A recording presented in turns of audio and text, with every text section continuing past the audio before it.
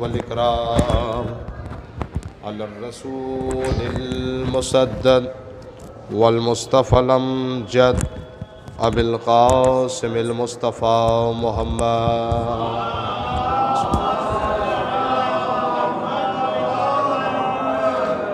وأهل بيته الطيبين الطاهرين المعصومين المظلومين ولعنة الدائمة الباقية على أعدائهم وقتلتهم ومنكر فضائلهم أجمعين.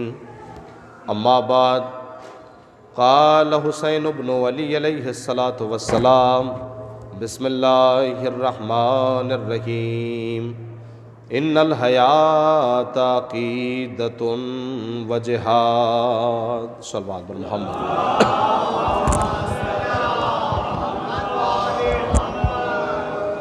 آپ تمام مومنین کی خدمت میں مؤدبانہ گزارش ہے کہ ایک مرتبہ سورہ الحمد و 3 بار سورہ اخلاص کا تلاوت فرما کے مرحومہ و مغفورہ امیر جہاں بنت مہدی حسین صاحب مرحوم کی ارواح کو اصال فرما دیں. اللہم صلی علی محمد و علی محمد فرما.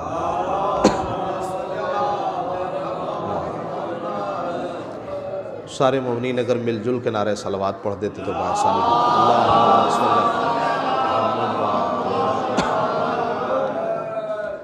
عزیزان گرامی قدر، محترم سامعین کرام، علماء کرام، شعراء کرام اور دیگر تمام بزرگان، سرکار ابا عبداللہ امام حسین علیہ السلام کے دہن مبارک سے نکلے ہوئے خوبصورت سے جملے کو عنوان کلام قرار دیا، جس میں امام حسین نے لوگوں کو جینے کا سلیقہ بتایا ہے، جینے کا طریقہ بتایا ہے. مولا ارشاد فرماتے ہیں کہ زندگی 2 چیزوں کا نام ہے، حیات 2 چیزوں کا نام ہے. ایک تو انسان کا عقیدہ مضبوط ہو، اور دوسرے آخری زندگی تک اپنے عقیدے سے جہاد کرتا رہے. یعنی اگر چونکہ دامن وقت میں اتنا لمبا چوڑا وقت بھی نہیں ہے کہ میں مکمل آپ کی خدمت کر سکتا، لیکن اتنا میں ضرور کہوں گا کہ ایک خوبصورت زندگی اور ایک اچھی زندگی کہتے کسے ہیں. یعنی معنوی اعتبار سے ایک اچھی زندگی اسے کہا جاتا ہے جو مضبوط عقیدے کے ساتھ گزاری جائے. جس زندگی میں انسان کا عقیدہ مضبوط ہو، وہی زندگی اس کے لیے خوبصورت زندگی ہوگی. چونکہ آپ نے وہ لفظ سنی ہوگی کہ ہمارے یہاں معاشرے میں ایک لفظ بولی جاتی ہے کہ خاتمہ بخیر ہونا چاہیے. یعنی انسان کو دعا کرنی چاہیے کہ ہمارا خاتمہ بخیر ہو، یعنی آخری سانس جو ہماری زندگی کی لی جائے اس سانس میں ہمارا عقیدہ مضبوط ہونا چاہیے. اب آئیے ذرا سا مولا سے پوچھا جائے جس نے ہمیں زندگی جینے کا طریقہ بتایا، سلیقہ بتایا. آئیے اس کے دربار میں چل کے اور ایک جملہ پوچھیں کہ مولا اچھی اور خوبصورت زندگی کہتے کسے ہیں، ایک خوبصورت زندگی کہا کسے جاتا ہے. تو مولائے کائنات نے نہج البلاغہ کلمات قصار 10ویں حکمت مولائے کائنات نے ارشاد فرمایا کہ خالط الناس مخالطتاً ان متم ماہا بکو علیکم و ان عشتم ہنو علیکم. ایک خوبصورت زندگی کہتے کسے ہیں؟ کہا کہ ایک خوبصورت زندگی کا نمونہ یہ ہے کہ لوگوں میں اس طریقے سے گھل مل کے رہو کہ جب تک تم لوگوں کے درمیان رہو لوگ تمہاری زیارت کے مشتاق رہیں. ایک اچھی زندگی کہا کسے جاتا ہے؟ کہا جب تک تم لوگوں کے درمیان رہو لوگ تمہاری زیارت کے مشتاق رہیں، تمہیں ڈھونڈتے رہیں، اور جب تم دنیا سے چلے جاؤ تو لوگ تم پہ رونے پہ مجبور ہوں، تم پہ رونے پہ مجبور ہوں۔ یہ ہے خوبصورت زندگی۔ تو آپ نے زندگی تو ملاحظہ فرما لی کہ زندگی کہتے کسے ہیں۔ اچھا یہ مضبوط عقیدہ کیا ہے؟ ایک ایک جملے پہ توجہ چاہتا ہوں میں، بالکل ایک ایک جملہ، اور بڑی ذمہ داری سے کہہ رہا ہوں۔ مضبوط عقیدہ کیا ہے؟ تو یہ بھی اہل بیت نے ارشاد فرمایا کہ جس کا عقیدہ اچھا نہیں ہے وہ جنت کی خوشبو بھی نہیں سونگھ پائے گا۔ یہ بالکل طے تمام اور یہ بالکل مسلم الحقیقت یہ بات ہے کہ جس کا عقیدہ اچھا نہیں ہے وہ جنت کی خوشبو بھی نہیں سونگھ سکتا۔ یہاں بڑی خاموشی سے آپ نے سن لیا۔ ایک بات اور ایک سوال میں آپ سارے مومنین سے کرنا چاہتا ہوں، جنت و جہنم کا خالق کون ہے؟ بولیے نا، جنت و جہنم کے خالق کا نام ہے خدا، اللہ، ٹھیک ہے؟ ایک بات میں ایسی کہنا چاہتا ہوں کہ جس کا تھوڑا مضبوط عقیدہ رکھ کے سنیے گا تبھی جا کے لطف آئے گا۔ جنت کا بنانے والا بھی خدا اور جہنم کا خلق کرنے والا بھی اور بنانے والا بھی خدا، ٹھیک ہے؟ لیکن اگر میں مومنین سے کہوں کہ جنت تو اللہ نے بنائی لیکن جہنم اس نے نہیں بنائی، تھوڑی دیر کے لیے سمجھئے گا، جہنم اس نے نہیں بنائی، تو ہر مومن یہی تو کہے گا کہ قبلہ آپ قرآن کے خلاف پڑھ رہے ہیں، آپ حدیث کے خلاف پڑھ رہے ہیں کہ جنت اللہ نے بنائی ہے اور جہنم اس نے نہیں بنائی۔ میں نے کہا حضور میں ذمہ داری کے ساتھ اس لیے کہہ رہا ہوں کہ جنت اللہ نے بنائی ہے اور جہنم اس نے نہیں بنائی۔ جملہ سنبھالیے گا، جہنم اس سے بنوائی گئی۔ اب میں دیکھتا ہوں کتنے لوگ میرے ساتھ آتے ہیں، جہنم اس سے بنوائی گئی۔ کیا مطلب ہے اس کا؟ کہ جنت اس نے بنائی، جہنم اس نے نہیں بنائی، جہنم اس سے بنوائی گئی۔ کیا خدا چاہتا ہے کہ اس کا کوئی بندہ جو اس سے قریب ہو وہ جہنم میں چلا جائے؟ نہیں، آپ نے سماعت ہی نہیں کیا۔ کیا اللہ چاہتا ہے کہ اس کا کوئی بندہ، ابھی آپ نے سنا نا خطبہ جمعہ میں کہ قربتاً اللہ، ہماری ساری عبادتیں ہوتی ہیں ثواب کی غرض سے نہیں، اللہ کے قریب جانے کی غرض سے، اسی لیے تو ہوتی ہیں قربتاً اللہ۔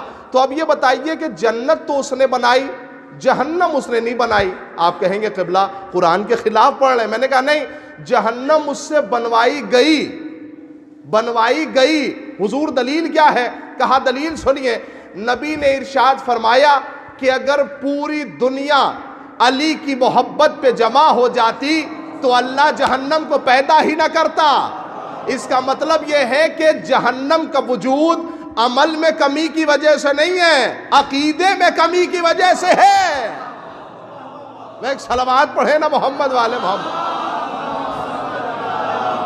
اللہ فرما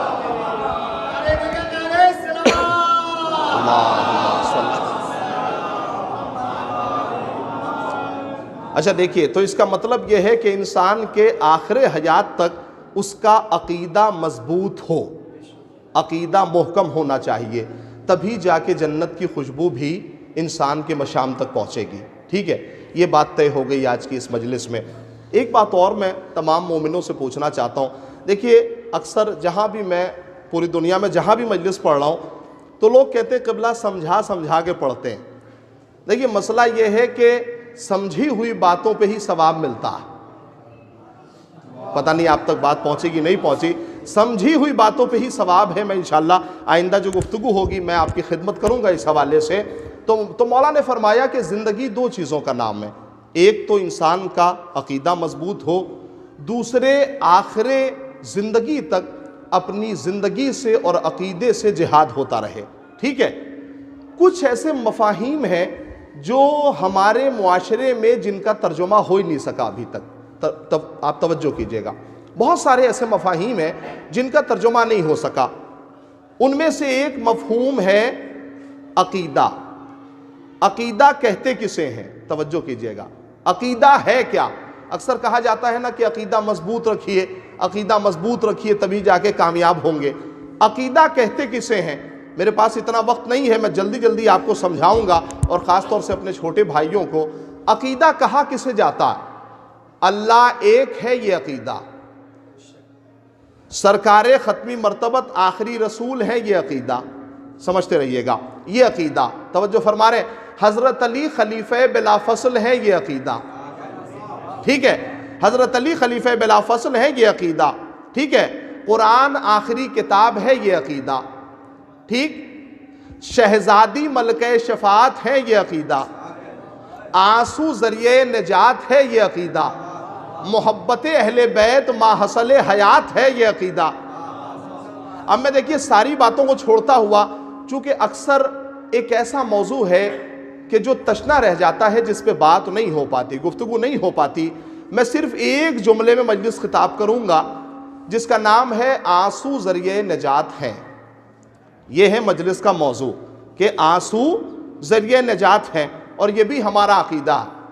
میں ببانگ دوحل اس مائک کے ذریعے سے پوری دنیا سے، یا جہاں تک میری آواز پہنچ رہی ہے، میں اس سے کہنا چاہتا ہوں اور پوچھنا چاہتا ہوں کہ بھائی ساری دنیا اپنے تہواروں کا آغاز کرتی ہے خوشی سے، ساری دنیا اپنے تہواروں کا، اور خاص طور سے تہوار آتے کس لیے ہیں؟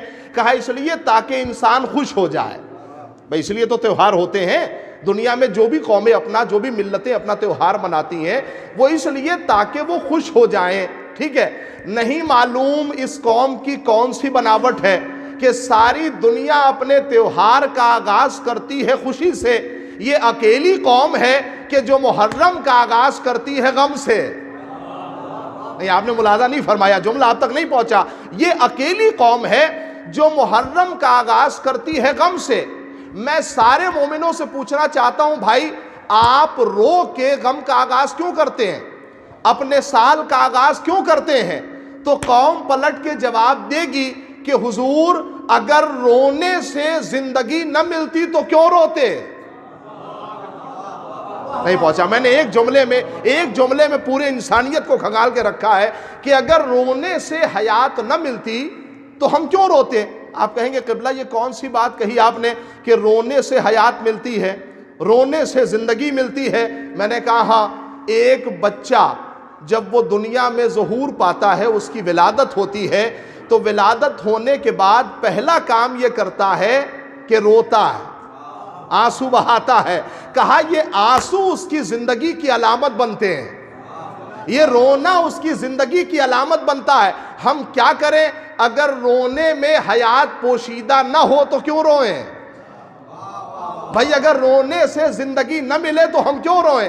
اس کا مطلب ہے کہ رونے میں حیات ہے، رونے میں زندگی ہے۔ توجہ فرمائیے گا۔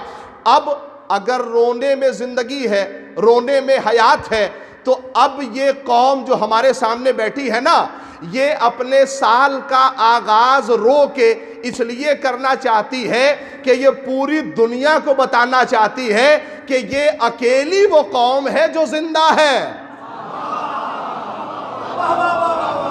وہ ایک صلوات پڑھے نا محمد والے محمد۔ توجہ ہے، ہم رو کے پوری دنیا کو بتانا چاہتے ہیں کہ ہم اکیلے وہ لوگ ہیں، ہم اکیلی وہ قوم ہے جو زندہ ہے۔ یہاں تک بات آپ تک پہنچ گئی ٹھیک ہے، آہستہ آہستہ صحیح، لیکن یہاں تک بات پہنچ گئی۔ رونے میں حیات ہے، رونے میں زندگی ہے۔ تھوڑا میرے ساتھ رہیے گا تو انشاءاللہ بہت لطف آئے گا۔ رونے میں زندگی پوشیدہ ہے۔ پیغمبر اکرم نے جناب ابو ذر غفاری کو نصیحت فرمائی، کہا ابو ذر وہ آنکھیں جن میں پانی نہیں ہوتا وہ اللہ سے بہت دور چلی جاتی ہیں۔ اب سمجھتے رہیے گا، میں دیکھیے وضاحت نہیں کروں گا ہر چیز کی۔ جن آنکھوں میں پانی نہیں ہوتا وہ آنکھیں اللہ سے بہت دور چلی جاتی ہیں۔ اب سمجھے آپ، انسان اپنی آنکھوں میں چھپا ہے، انسان اپنی آنکھوں میں پوشیدہ ہے، نہیں بلکہ میں یوں کہوں کہ انسان کی زندگی اس کی آنکھوں میں چھپی ہوتی ہے۔ اسی لیے مولا کائنات نے ارشاد فرمایا کہ اگر کوئی آنکھوں سے آنکھیں ملا کے بات نہ کرے تو سمجھ لینا کہ اس کے دل میں چور ہے۔ مولا نے کیا کہہ دیا؟ کہا کہ اگر کوئی آنکھوں سے آنکھیں ملا کے بات نہ کرے، اگر کوئی بات کرتے وقت اس کی آنکھیں نہ ملی ہوں تو سمجھ لینا کہ اس کے دل میں چور ہے۔ یہ جملہ آپ نے سنا حدیث کا، اب ذرا سا قرآن بھی سن لیجئے تاکہ لطف آ جائے۔ پیغمبر اکرم نے اس آیت کی تلاوت فرمائی، کہا اللہ کو بندوں کی دو صفتیں بہت پسند ہیں، ایک سجدہ، دوسرے گریہ۔ یہ ہے قرآن کی آیت کہ بندوں کی دو صفتیں اللہ بہت پسند کرتا ہے، ایک اس کا سجدہ اور ایک گریہ۔ جملہ یاد رکھیے گا، رونے میں حیات ہے، رونے میں زندگی ہے۔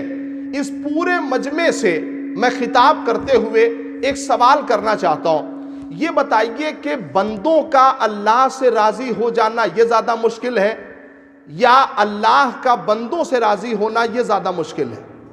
سوال پہنچا آپ تک؟ بندے اللہ سے دیر میں راضی ہوتے ہیں یا بندے اللہ سے جلدی راضی ہو جاتے ہیں یا اللہ بندوں سے جلدی راضی ہوتا ہے؟ تو ہر عقل رکھنے والا یہی کہے گا کہ بھئی بندے تو دن بھر راضی رہتے ہیں اللہ سے ہیں، لیکن اللہ بندوں سے دیر میں راضی ہوتا ہے، اللہ بندوں سے جلدی راضی نہیں ہوتا۔ بھئی اب تو ٹریک اور بھی بڑھ گیا، اب تو زندگی کا معاملہ اور بھی بڑھ گیا کہ اب ہم اپنے آپ کو نہیں کہتے کہ اللہ ہم سے راضی ہے، اب ہم دوسروں کو کہتے ہیں کہ اللہ ان سے راضی ہو جا، ہے کہ نہیں ہے؟ بھئی اب تو معاملہ اور بڑھ گیا کہ اب تنہا یہ نہیں ہے کہ اللہ ان سے راضی ہو جا، تو معاملہ یہ ہے کہ اللہ بندوں سے جلدی راضی ہوتا ہے یا بندے اللہ سے جلدی راضی ہوتے ہیں؟ تو میرے حضور ہر عقل رکھنے والا یہی کہے گا کہ بندے تو دن بھر راضی رہتے ہیں، ٹھیک ہے، اللہ بندوں سے دیر میں راضی ہوتا ہے، لیکن معاملہ الٹا ہے۔ اب تک ہم سمجھ رہے تھے کہ اللہ بندوں سے دیر میں راضی ہوتا، بندے اللہ سے جلدی راضی ہوتے ہیں، لیکن معاملہ الٹا ہے، ہم سمجھ نہیں پائے۔ اللہ تو دن بھر راضی رہتا ہے، یہ بندے اللہ سے دیر میں راضی ہوتے ہیں کہ اللہ نے ہمارا یہ کام نہیں کیا، اللہ نے ہمارا وہ کام نہیں کیا۔ نہیں سماعت کر رہے آپ میں کیا کہہ رہا ہوں، ٹھیک ہے؟ تو بندے اللہ سے دیر میں راضی ہوتے ہیں۔ حضور دلیل کیا ہے؟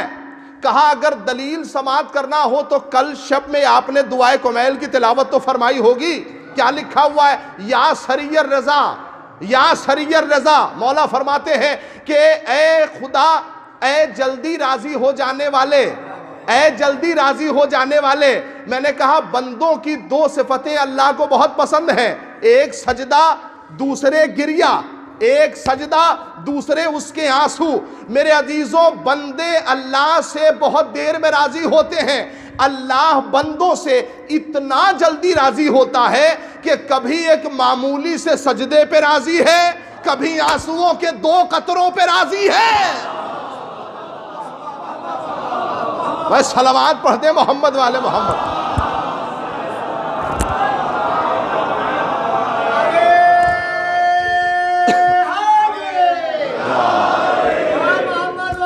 جزاکم اللہ۔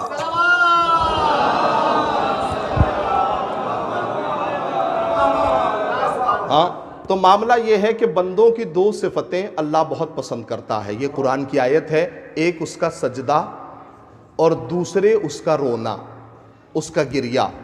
دیکھیے معاملہ یہ ہے، ایک ایک جملہ سماعت کرتے رہیے گا، انشاءاللہ بہت لطف آئے گا آپ کو۔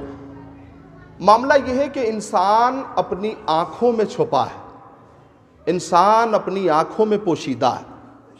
جب وہ کسی سے آنکھیں ملا کے بات کرتا ہے نا، تو آدھی حیثیت تو اس کی شخصیت کی اسی وقت پتہ چل جاتی ہے۔ سمجھتے رہیے گا اس جملے کو، ٹھیک ہے؟ کیا ہے معاملہ؟ انسان اپنی آنکھوں میں پوشیدہ ہے۔ جملے کو برداشت کیجئے گا، اب جو میں جملہ آپ کی خدمت میں کہنے جا رہا ہوں، سنہرے حرفوں سے اگر اپنے گھروں میں لکھا جائے تب بھی اس کا حق ادا نہیں ہو سکتا۔ جملہ سنیے، انسان اپنی آنکھوں میں پوشیدہ ہے۔ کیا ہے مطلب؟ رونے سے ثواب ملتا۔ جملہ سنیے گا، رونے سے ثواب ملتا، لیکن سمجھ کے رونے پر جنت ملتی۔ دیکھیں میں نے کیوں کہا کہ اگر اپنے گھروں میں لکھوایا جائے تب بھی اس کا حق ادا نہیں ہو سکتا۔ رونے میں ثواب ملتا، لیکن سمجھ کے رونے پر، اسی لیے ہر آنسو قابل قبول نہیں ہے۔ آپ متوجہ نہیں ہوئے میں کیا کہہ رہا ہوں؟ ہر آنسو قابل قبول نہیں ہے۔ رونے سے ثواب ملتا، لیکن سمجھ کے رونے پر، معرفت کے ساتھ رونے پر جنت ملتی ہے۔ اب میں آخری فرد تک توجہ چاہ رہا ہوں، جو جملہ میں کہنا چاہتا ہوں اسی جملے کو پلٹ لیجئے۔ رونے پر جنت ملتی ہے۔ شہادت فاطمیہ قریب ہے، ذاکروں کی لسٹ ہے آپ کے درمیان۔ رونے پر جنت ملتی ہے، لیکن سمجھ کے رونے پر رومال سیدہ ملتا ہے۔ نہیں، اب بھی جملے کا حق ادا نہیں ہو پایا۔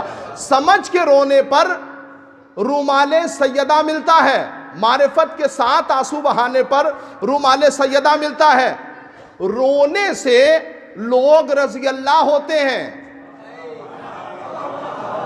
میں جو سمجھ گیا اسے میرا سلام ہے، جو سمجھ گیا اسے میرا سلام ہے، جو نہیں سمجھا میں پھر سمجھاؤں گا۔ رونے پر لوگ رضی اللہ ہوتے ہیں، لیکن سمجھ کے رونے پر علیہ السلام ہوتے ہیں۔ میں ملاحظہ فرما رہے میں کیا کہہ رہا ہوں؟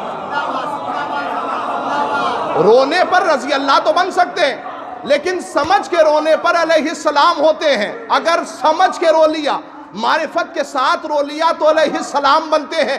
یہی وجہ ہے کوئی عالم بتا نہیں سکتا کہ حر کی زندگی کا ایک سجدہ بھی صحیح تھا، حر کی زندگی کی ایک رکعت نماز بھی صحیح تھی، ایک سجدہ بھی صحیح تھا، لیکن میرے عزیزوں حسین کے بچوں کے آنسوؤں کو کیا سمجھ گیا کہ مقدر میں رومال سیدہ لکھوا لے گیا۔ جزاک اللہ فرما رہے، لیکن سمجھ کے رویا تھا، معرفت کے ساتھ رویا تھا۔ یہی وجہ ہے کہ اگر آنسو معرفت کے ساتھ بہائے جائیں نا، ان آنسوؤں کی قیمت نہیں لگا سکتے۔ دیکھیے اگر میں پہلی بار آپ کی خدمت کر رہا ہوں، بہت سال پہلے 14-15 سال پہلے مولانا اطہر عباس صاحب کے والد کی مجلس ہوئی تھی جس کو میں خطاب کرنے آیا تھا، لیکن بہت سال پہلے کی بات ہے، 14-15 سال ہو گئے تقریباً۔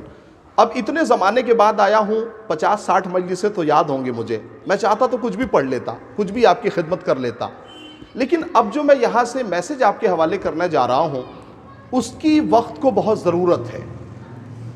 وہ کیوں ضرورت ہے؟ دیکھیے آج دنیا کا ہر آدمی، دوسری ملت کا ہر نوجوان سے سوال کرتا ہے کہ آپ روتے کیوں ہیں، آپ گریہ کیوں کرتے ہیں؟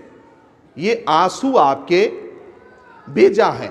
آپ تاریخ میں کہیں دکھا سکتے ہیں کہ یہ آنسو آپ کے صحیح ہیں؟ یعنی آپ کے پاس تاریخ سے کوئی دلیل ہے، تاریخ کی کوئی حقیقت ہے آپ کے پاس؟ دیکھیے جب تک ہم تاریخ سے نبی کا رونا ثابت نہ کر دیں، ہمارے آنسوؤں کو تاریخ نہیں ملے گی۔ بات پہنچی آپ تک؟ اگر ہم نبی کا رونا ثابت نہ کر پائے کہ نبی تاریخ میں روئے ہیں تو ہمارے آنسوؤں کو حیات نہیں ملنے والی، ہمارے آنسوؤں کو زندگی نہیں ملنے والی۔ تو آئیے ذرا سا دیکھا جائے کہ نبی اپنی زندگی میں کہاں کہاں روئے، اور جہاں جہاں میری آواز پہنچ رہی ہے میں دونوں کتابوں سے پڑھنا چاہتا ہوں، اپنی بھی اور اہل سنت والجماعت کی بھی۔ دونوں کتابوں کا حوالہ ہے کہ نبی اپنی زندگی میں کہاں کہاں روئے۔ پہلی جگہ جناب حمزہ کی شہادت کے بعد نبی مسلسل روئے، جملہ لکھتے رہیے گا۔ جناب حمزہ کی شہادت کے بعد، اور صرف روتے نہیں تھے، اتنا روتے تھے کہ آنسو رخسار سے نیچے گرنے لگتے تھے، اتنا روتے تھے نبی، ٹھیک ہے؟ تو جناب حمزہ کی شہادت پر نبی مسلسل روئے۔ جناب جعفر ابن ابی طالب کی شہادت پر نبی مسلسل روئے۔ کتنی شخصیتیں ہوئیں؟ 2 شخصیت۔ جناب آمنہ کی وفات پر نبی مسلسل روئے، ٹھیک ہے؟ سمجھ رہے ہیں آپ؟ جناب ابراہیم جو نبی کے بیٹے تھے، ان کی وفات پر نبی مسلسل روئے، جو نبی کی زندگی میں ہی وفات پا گئے تھے، نبی مسلسل روئے۔ اب تاریخ سنیے، صحابیوں نے جب نبی کو آنسو بہاتے ہوئے دیکھا تو نبی سے پلٹ کے پوچھا، کہا یا نبی اللہ انت و تبکی، آپ اور رو رہے ہیں، آپ اور گریہ کر رہے ہیں؟ تو نبی نے صحابیوں سے پلٹ کے ایک جملہ کہا کہ جب دل پہ ٹھیس لگتی ہے تو آنکھوں سے آنسو گرتے ہیں۔ دیکھیے میں نے کہا میں پڑھنا تو کچھ بھی زیادہ کچھ بھی پڑھ لیتا آپ کی خدمت میں۔ جب دل پہ ٹھیس لگتی ہے تو آنکھوں سے آنسو گرتے ہیں۔ اس میں کتنے مومنین ہیں جو ماتم بائیں ہاتھ سے کرتے ہیں؟ بھائی اکثر تو داہنے ہی ہاتھ سے کرتے ہوں گے نا۔ یہ داہنا ہاتھ لگتا کہاں جا کے ہے؟ کہا حضور دل پر۔ میں نے کہا پوری دنیا آپ تو سمجھ لے، یہ سماج کا جملہ ہے، دنیا آپ تو سمجھ لے کہ حسین ابن علی کا رابطہ ڈائریکٹ دل سے ہے۔ اب یہ جملہ میں نے سماج کا اس لیے آپ کی خدمت میں پڑھا کہ حسین ابن علی کا رابطہ، ابھی آپ کس مرض میں، خدا نہ خواستہ کوئی مومن کسی مرض میں مبتلا ہو، یہ جو وائرس چل رہا ہے، آئیے اسی مسجد سے دعا کرائی جائے پروردگار جلد سے جلد امام زمانہ کے طفیل میں اس وائرس کو نابود کرے ہمارے درمیان سے۔ لیکن ایک ہم لوگ، چونکہ میں ایران میں تھا اور زیارت کے لیے پہنچا تھا اور یہی وائرس کے عروج کا دور تھا، تو اس میں تقریباً مجھے لگ رہا ہے کہ یہاں سے فروری کا مہینہ تھا، ہم لوگ یہاں سے پہنچے اور اگلا ہی دن ایسا تھا، کیسا نہ جانے منحوس دن تھا، کہ جیسے ہی وہ دن آیا تو 2 آدمی جو ہے وہ قم کے اندر اس وائرس سے مر گئے، گویا ساری فلائٹس وغیرہ بند ہو گئی۔ تو 2-4 دن کے بعد ایک ڈاکٹر سے ملاقات ہوئی، جو سمجھ کے سنے گا اسے میرا سلام ہوگا۔ ایک ڈاکٹر سے ملاقات ہوئی اور انہوں نے کچھ شروعاتی چیزیں ہم لوگوں کو بتائیں اور کہا کہ دیکھیے آپ وائرس سے تبھی بچ سکتے ہیں، سمجھیے گا، آپ وائرس سے تبھی بچ سکتے ہیں کہ صبح سویرے اٹھیے اور ایک لمبی سی سانس کھینچیے، سمجھے؟ سانس کھینچنے کے بعد جب آپ واپس آہستہ آہستہ چھوڑیں گے اپنے دل کے اندر دوبارہ، یعنی اپنے پیٹ کے اندر، اور اگر کھانسی نہیں آتی یا دم نہیں پھولتا تو آپ سمجھ لیں کہ آپ نگیٹو ہیں، ہے نا یہ بات؟ تو انہوں نے ہم سے پلٹ کے جواب دیا کہ آپ سمجھ لیں، آپ ایک لمبی سی سانس لیں، دوبارہ پیٹ میں واپس جو ہے وہ اسے چھوڑیں، اب چھوڑنے کے بعد اگر دم نہ پھولے تو آپ سمجھ لینا کہ آپ نگیٹو ہیں۔ میں نے ڈاکٹر صاحب سے پلٹ کے جملہ کہا، میں نے کہا حضور آپ یہ ٹیسٹ بتا رہے ہیں کہ جو یہ کرے گا سمجھ لے گا وہ نگیٹو ہے۔ میں نے کہا حضور یہ ٹیسٹ تو روزانہ ہمارے یہاں فرش اعضاء پہ ہوتے ہیں۔ تو کہنے لگے آپ کہنا کیا چاہتے ہیں؟ میں نے کہا حضور جب بھی مجلس عروج پہ جاتی ہے اور کوئی نکتہ مومنین کو پسند آتا ہے تو فوراً نعرے حیدری لگاتے ہیں۔ میں نے کہا جب یہ نعرے حیدری لگتی ہے تو 10 سیکنڈ سانس تو باہر جاتی ہی ہے، جب پلٹ کے آتی ہے تو دم نہیں پھولتا۔ آپ سمجھے نہیں میں کیا کہہ رہا ہوں؟ میں نے کہا دوبارہ دم نہیں پھولتا۔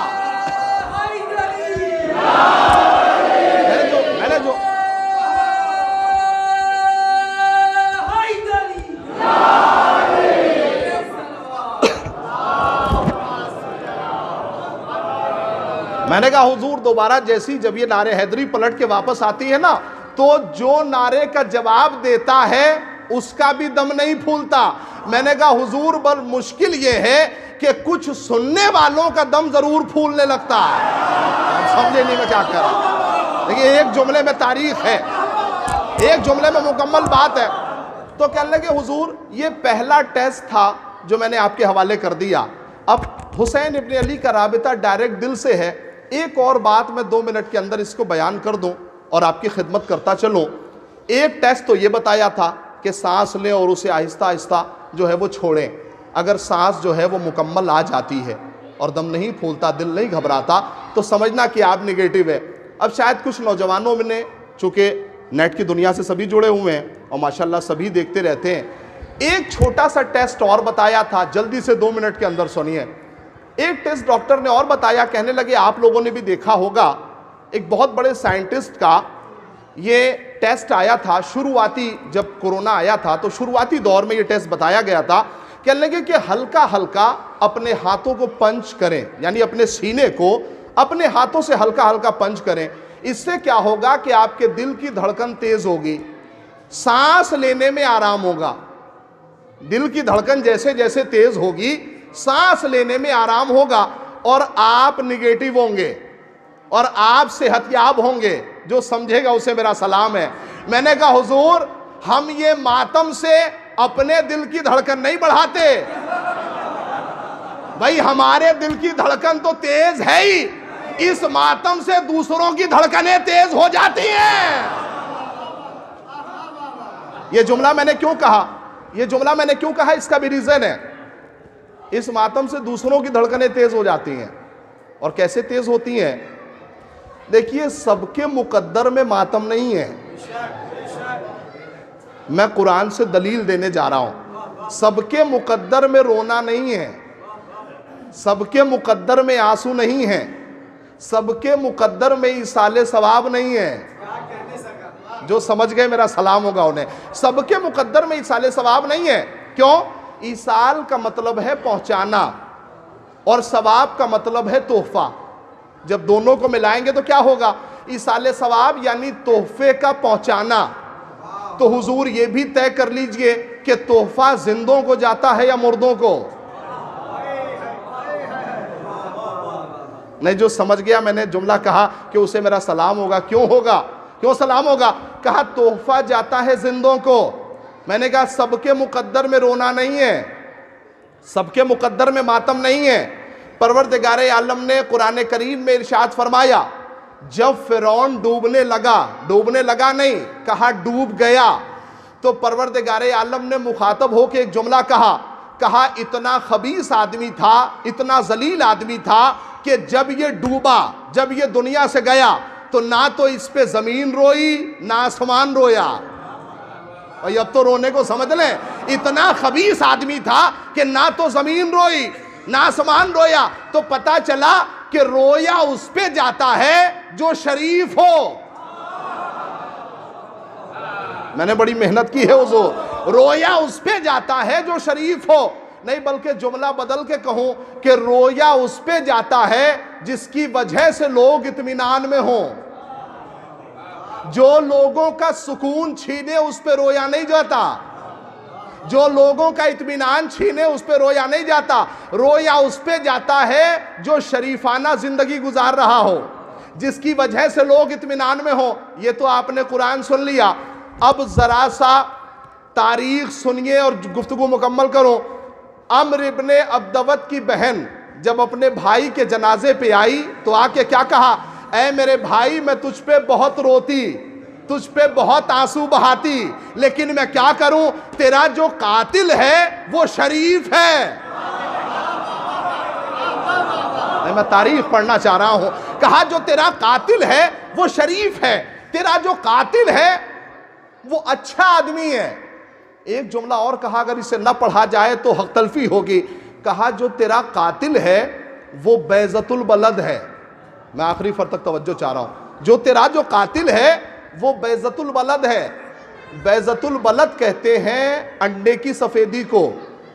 بھائی انڈا ہوتا ہے کور میں، اسی میں زردی بھی ہے، اسی میں سفیدی بھی ہے، لیکن سفید اتنا سفید ہے کہ زردی اثر انداز نہیں ہوتی.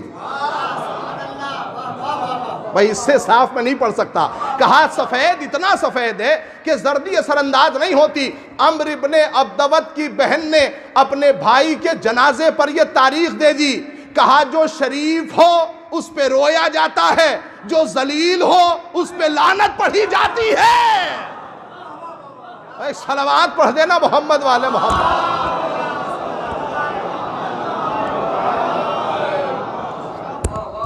میں نے یہ جملہ کیوں کہا حضور کہ سب کے مقدر میں رونا نہیں ہے، سب کے مقدر میں آنسو نہیں ہے. سلسلے کی آخری بات ہے، سمجھ کے سنیے گا انشاءاللہ، اور تاریخ کی چیزیں ہیں، لطف آئے گا. سب کے مقدر میں رونا نہیں، آنسو بہانا نہیں ہے. خاص لوگوں پر آنسو بہایا جاتا ہے. میں نے کیوں کہا کہ پیغمبر اکرم جناب حمزہ کی شہادت پر بہت روئے، اور اتنا روئے کہ جب انصار مدینہ پلٹ کے مدینے میں آئے ہیں، تاریخ سنیے گا، جب انصار مدینہ پلٹ کے مدینے میں آئے تو کیفیت یہ تھی کہ سب عورتیں اپنے اپنے شہیدوں کا ماتم کر رہی تھیں، اپنے اپنے شہیدوں پہ رو رہی تھی. جب روتے ہوئے اور گریے کی آواز نبی کے کانوں تک پہنچی تو نبی نے ایک حسرت کی اور کہا کہ اے کاش میرے چچا حمزہ کا بھی کوئی ماتم کرتا، میرے چچا حمزہ پر بھی کوئی روتا، اے کاش ایسا ہوتا. جیسے ہی انصار مدینہ کے کانوں میں نبی کی یہ حسرت پہنچی، نبی کا یہ جملہ پہنچا، ویسے ہی انصار مدینہ نے اپنی عورتوں کو زہرا کے گھر بھیجا اور کہا جاؤ جا کے حمزہ کا پرسہ دو. تاریخ سنا آپ نے؟ زہرا کو کہا حمزہ کا پرسہ دو، حمزہ کا پرسہ پیش کرو. انصار مدینہ کی عورتیں آئیں. آنے کے بعد جناب زہرا کے گھر خوب ماتم ہوا، خوب گریہ ہوا. جب گریے کی آواز نبی کے کانوں میں پہنچی نا تو نبی صحن خانہ میں آئے اور آنے کے بعد ایک جملہ کہا، رضیٰ عنکنہ، اللہ اس گریے کے طفیل میں تم سب سے راضی ہو جائے. نہیں پہنچا جملہ آپ تک، میں نہیں پہنچا سکا.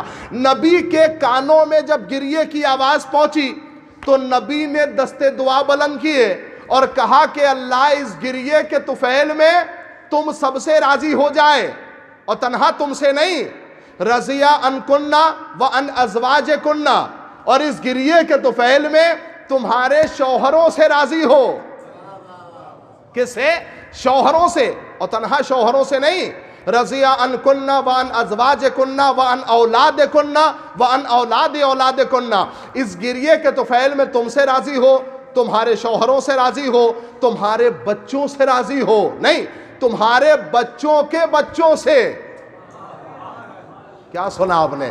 تمہارے بچوں کے بچوں سے راضی ہو، بچوں کے بچوں سے راضی ہو۔ نہیں سمجھے آپ؟ میں نے جو جملہ کہا تھا نا شروع میں، اب لوگ خود کو رضی اللہ نہیں کہتے، دوسروں کو رضی اللہ کہتے ہیں۔ نبی نے جناب حمزہ کی شہادت پر تاریخ دے دی، کہا اگر کوئی رضی اللہ کا تاج اپنے سر پہ رکھنا چاہتا ہے نا تو اسے شہیدوں کا ماتم کرنا ہوگا۔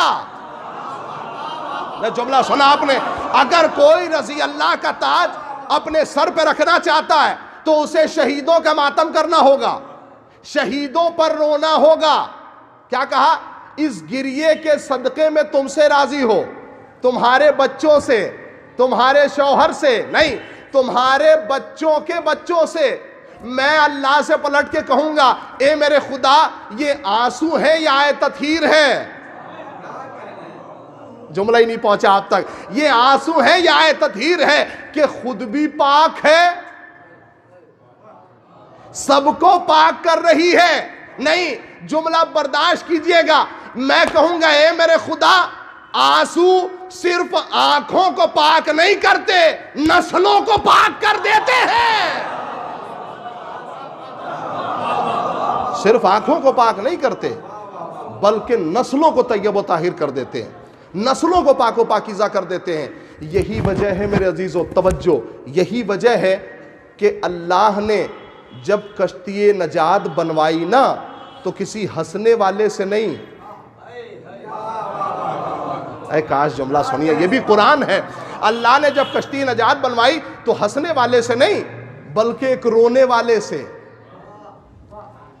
اٹھائیے قلم و کاغذ، علماء کے پاس آئیے اور آ کے پوچھئے جناب نوح کا نام کیا ہے؟ جناب نوح کا نام ہے عبد الجبار، لیکن اللہ نے اس نام سے کبھی نہیں پکارا، بلکہ کیا کہا؟ یا نوحن، یا نوحن۔ اٹھائیے قلم و کاغذ، لکھیے نوح کے کیا معنی ہیں؟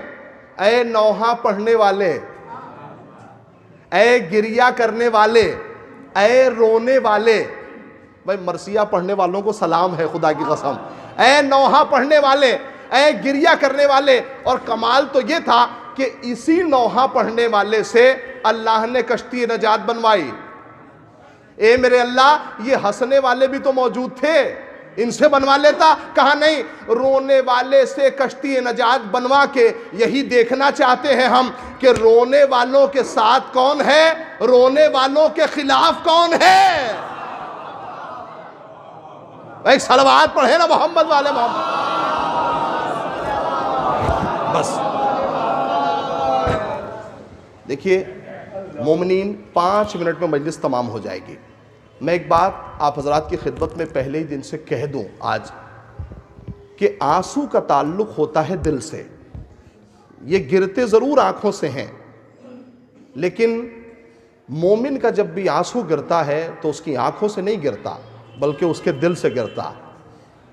اور دل کو کہا جاتا ہے حرم خدا، اللہ کا گھر۔ اور دل پاک و پاکیزہ ہو ہی نہیں سکتا جب تک نسل طیب و طاہر نہ ہو۔ میں نے آپ کی خدمت میں کیا کہا ہے اور کون سی بات کہی ہے کہ اس کا مطلب یہ ہے کہ اسی کی آنکھوں سے آنسو بہیں گے جس کا دل طیب و طاہر ہوگا، جس کی نسل پاک و پاکیزہ ہوگی میرے عزیزوں۔ اور جو اندر سے طیب و طاہر ہوتا ہے نا، اسے مخالف کے دربار میں بھی ڈر نہیں لگتا۔ میں آخری بات مومنین سے کہنا چاہوں گا، اسے ڈر نہیں لگتا۔ امام حسن نے امیر شام کے دربار میں کھڑے ہو کے یہ جملہ کہا تو پہچانتا ہے کہ تو کون ہے اور ہم کون ہیں؟ تو سامنے والے نے کہا کہ معلوم ہے، جب میں آپ سے بہتر ہوں، میں آپ سے اچھا ہوں، تو امام نے کہا کہ تو اور مجھ سے بہتر، تو اور مجھ سے اچھا، سمیٹ کے کر رہا ہوں گفتگو، تو اور مجھ سے اچھا، تو اور مجھ سے بہتر کہاں؟ آپ نے دیکھا نہیں جب حکومت کی بات آئی تو لوگوں نے مجھے ووٹ دیا، آپ کو کنارے کر دیا، آپ کو کہاں ووٹ دیا؟ تو امام نے کہا جس نے تجھے تخت پہ بٹھایا ہے نا وہ دو قسم کے لوگ ہیں، ایک وہ جو تیرے چاپلوس ہیں، اور اسی لیے کہا گیا ہے کہ چاپلوسوں سے دور رہنا، چاپلوسوں کی صحبت میں مت بیٹھنا۔ پہلا وہ طبقہ ہے جو تیرا چاپلوس ہے، اور جو تیرا چاپلوس ہے اس پہ اللہ کی لعنت، یہ امام حسن کے دہن مبارک سے نکلا ہوا جملہ۔ کہا دوسرا طبقہ وہ ہے جو تجھ سے ڈرتا ہے، اس نے ڈر کی وجہ سے ووٹ دے کے تجھے یہاں بٹھایا، ٹھیک ہے؟ تو تیرے پاس دو قسم کے لوگ ہیں۔ امام کا تاریخی جملہ سنیے، گفتگو تمام۔ امام نے کہا کہ تو نے تو کہہ دیا کہ میں تجھ سے اچھا ہوں، لیکن میں کبھی نہیں کہوں گا کہ میں تجھ سے بہتر ہوں۔ آخری جملہ ہے اردو ادب کا، آخری جملہ، اس سے آگے میں بات نہیں کروں گا، انشاءاللہ اور کبھی موقع ملا تو اس حوالے سے گفتگو کروں گا۔ امام نے کہا کہ تو نے تو کہہ دیا کہ میں تجھ سے اچھا ہوں، لیکن میں کبھی نہیں کہوں گا کہ میں تجھ سے بہتر ہوں، اس لیے کہ اگر میں نے کہہ دیا کہ میں تجھ سے بہتر ہوں تو لفظ بہتر وہاں بولا جاتا ہے جہاں سامنے والے میں کچھ ہو۔ آخری جملہ ہے، گفتگو مکمل ہے، آخری جملہ ہے، میں نے کہا آپ کو لطف آئے گا، آخری جملہ ہے گفتگو کا۔ امام نے کہا کہ تو نے تو کہہ دیا کہ میں تجھ سے اچھا ہوں، لیکن میں کبھی نہیں کہوں گا کہ میں تجھ سے بہتر ہوں، اس لیے کہ بہتر وہاں بولا جاتا ہے جہاں سامنے والے میں کچھ ہو، سامنے والے میں کچھ ہو۔ اگر میں نے کہہ دیا کہ میں تجھ سے اچھا ہوں تو تیرے اندر بھی کچھ ہوگا۔ دیکھیے بعض شعراء وہ ہیں جو قافیہ ردیف خود لگاتے ہیں، لیکن بعض قافیے وہ ہیں جو اماموں نے لگائے ہیں۔ اب یہ ایک قافیہ امام کا لگایا ہوا سن لیجئے، مجلس مکمل ہو گئی۔ امام نے کہا کہ میں کبھی نہیں کہوں گا کہ میں تجھ سے بہتر ہوں، میں تجھ سے اچھا ہوں، اس لیے کہ اللہ نے جیسے ہمیں رذائل سے دور رکھا ہے ویسے ہی تجھے فضائل سے دور رکھا ہے۔ یہ امام کا لگایا ہوا قافیہ، یہ امام کا لگایا ہوا قافیہ ہے کہ اللہ نے جیسے ہمیں رذائل سے دور رکھا ہے نا ویسے ہی تجھے فضائل سے دور رکھا۔ خدائی قسم دامن وقت میں بالکل گنجائش نہیں بچی، چونکہ مومنین 12 بجے سے یہاں بیٹھے ہوئے ہیں، نماز جمعہ کے بعد تھوڑی کاؤنٹ ہوگا، بھئی نماز جمعہ کے پہلے سے آپ بیٹھے ہوئے ہیں، تو لہٰذا میں نے آپ کی زحمت تمام کی۔ میرے عزیزوں، یہ ایصال ثواب کی مجلس ہے، اور میں ایک جملہ پہلے آپ سے کہہ چکا ہوں کہ ایصال ثواب سب کے مقدر میں نہیں ہے، ایصال ثواب خاص لوگوں کے مقدر میں ہوتا ہے، اسی لیے سب پہ آنسو نہیں بہایا جاتا، سب پہ رویا ہی نہیں جاتا۔ ایک مرحومہ کے، مومنہ کے ایصال ثواب کی مجلس ہے، آپ فضائل چاہے جتنا اچھا سن لیں لیکن آپ جنت لکھوا ہی نہیں سکتے جب تک مصائب کی دنیا میں مکمل نہ آئے۔ اس لیے کہ میرے عزیزوں، مصائب وہ ٹکڑا ہے کہ بغیر اس کے مجلس مکمل نہیں ہوتی، مجلس تمام نہیں ہوتی۔ آج کا دن امام زمانہ سے مربوط ہے، اور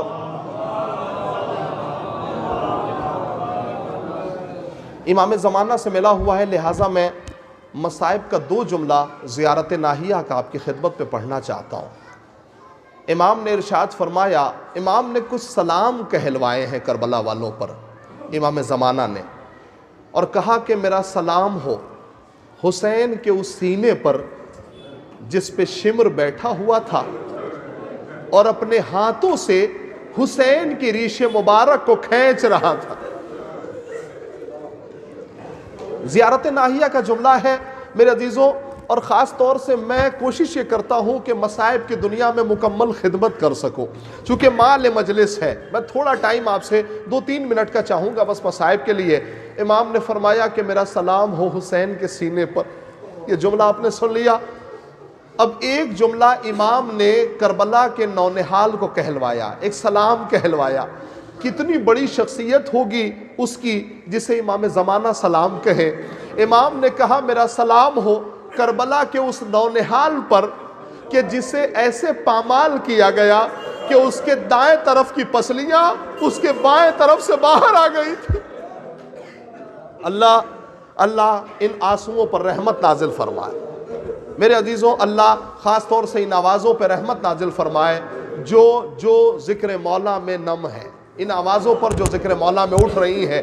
اب یہ تیسرا سلام بڑا قیامت کا ہے جو امام زمانہ نے کہلوایا ہے. میرے عزیزوں, لوگ کہتے ہیں نا کہ اگر کسی کے نصیب میں بیٹیاں نہیں ہوتی تو اس کا جنازہ سونا چلا جاتا ہے, کوئی رونے والا نہیں ملتا. میرے عزیزوں, اب امام کا یہ سلام سنیے. امام زمانہ نے یہ سلام حسین کی اس لاڈلی کو کہلوایا. کہا میرا سلام ہو سکینہ کے ان رخساروں پر کہ کربلا سے لے کے کوفہ اور کوفے سے لے کے شام تک جس رخسار کا رنگ بدلتا رہا, کبھی سرخ ہو جاتا تھا, کبھی نیلا پڑ جاتا تھا. عجیب قیامت کا سلام ہے, عجیب قیامت کا سلام ہے. میرے عزیزوں, شاید دنیا یہ سمجھتی ہے کہ ماں باپ کے جانے کے بعد دنیا سے بچوں کا رشتہ شاید ٹوٹ گیا, ماں باپ سے بچوں کا رشتہ قطع ہو گیا. نہیں, ایسا نہیں ہے. ماں باپ وہ ہستی ہیں کہ دنیا میں بھی اور دنیا کے جانے کے بعد بھی ماں باپ بچوں کے حق میں دعا کرتے رہتے ہیں. میرے عزیزوں, جن کے ماں باپ سلامت ہیں خدا انہیں سلامت رکھے. اللہ انہیں جوار معصومین میں جگہ عنایت فرمائے. اس دعا کے ساتھ یہ جملہ کہنا چاہتا ہوں, ماں باپ کا رشتہ بچوں سے کیسے ملا ہوا ہوتا ہے. مرنے کے بعد بھی ماں باپ اپنے بچوں کے حق میں دعا کرتے ہیں. یہ ہمیں کہاں سے ملا سلیقہ؟ کہا سیدہ نے آخری وقت جناب مولا کائنات سے کہا تھا, اے ابوالحسن میرے بچوں کا خیال کرنا. یہ رشتہ کیسے سمجھ میں آیا کہ ماں کا رشتہ ٹوٹتا نہیں ہے بچوں سے. کہا ابوالحسن میرے بچوں کا خیال رکھنا. اے ابوالحسن خاص طور سے میں اپنے بچے حسین کا بڑا خیال کرتی ہوں, اس لیے کہ اسے پیاس بہت لگتی ہے. جب وہ سو جاتا ہے تو میں اس کے سرہانے پانی کا اہتمام کرتی ہوں, اس لیے کہ وہ اٹھ کے راتوں میں کئی مرتبہ پانی پیتا ہے. میرے عزیزوں, مولا کائنات سیدہ کی وصیت کے مطابق امام حسین کے پانی کا خیال کرتے تھے. ایک دن وصیت کے مطابق قبر سیدہ پہ بیٹھ کے قرآن کی تلاوت کر رہے تھے. علی قرآن پڑھتے پڑھتے قبر سیدہ کو تھرانے لگی, قبر سیدہ لرزہ ہونے لگا. ایک آواز آئی, ابوالحسن گھر واپس چلے جائیے, میرے حسین کو پیاس بہت لگی ہے. اللہ ان آوازوں پر رحمت نازل فرما. اے ابوالحسن گھر واپس چلے جائیے, میرے حسین کو پیاس بہت لگی ہے. دوستوں, سوگواروں مجلس مکمل ہو گئی, لیکن ایک جملہ میں آخر میں کہنا چاہوں گا جو اب تک رو نہیں سکے ہیں, آنسو نہیں بہا سکے ہیں. میں ایک جملہ کہوں گا. کربلا کے ہر شہید نے حسین سے یہ کہا کہ آقا مجھے پیاس لگی ہے, آقا مجھے پیاس لگی ہے, لیکن خدا کی قسم حسین نے کسی سے نہیں کہا کہ مجھے پیاس لگی. حسین نے کسی سے کہا ہی نہیں کہ مجھے پیاس لگی ہے. میرے عزیزوں, تو حسین کی پیاس بتائے کون؟ حسین کی پیاس بتائے کون کہ حسین کتنے پیاسے تھے؟ نوجوانوں سن لینا, اپنے دل میں جگہ دے دینا. حسین کی پیاس بتائے کون؟ کہا پہلی پیاس حسین کی اگر بتائی ہے تو علی اکبر نے. کہا جب وقت آخر تھا اور کہا کہ بابا پیاس بہت لگی ہے, تو کہا اپنی زبان میرے منہ میں رکھ دو. لیکن جیسے ہی فوراً زبان منہ میں رکھی, فوراً نکال لی. کہا اے بابا, ارے مجھ سے زیادہ تو آپ کے منہ میں کانٹے پڑے ہیں. یہ جملہ سن لیا. ایک علی اکبر نے بتایا میرا بابا کتنا پیاسا تھا, سوگواروں برداشت کر سکتے ہو. اور ایک سکینہ نے بتایا میرے بابا کو پیاس کتنی لگی ہے. جب حسین گھوڑے سے گرے ہیں نا اور ذوالجناح نے دیکھ لیا کہ میرا آقا سنبھل نہیں پا رہا ہے, تو اپنی مہار کو حسین کی مٹھیوں میں رکھا. دیکھا کہ جب مٹھی بند نہیں کر پا رہے ہیں تو اب اپنی پیشانی کو خون حسین میں رنگین کیا اور رنگین کر کے خیمہ گاہ کی طرف بڑھا۔ ایک چھوٹی سی بچی خیمے سے باہر آئی، آنے کے بعد گلے میں باہیں ڈال دی اور ڈال کے ایک جملہ کہا، اے میرے بابا کے گھوڑے اتنا بتا دے کہ میرے بابا کو پانی ملا تھا یا پیاسا مار ڈالا گیا۔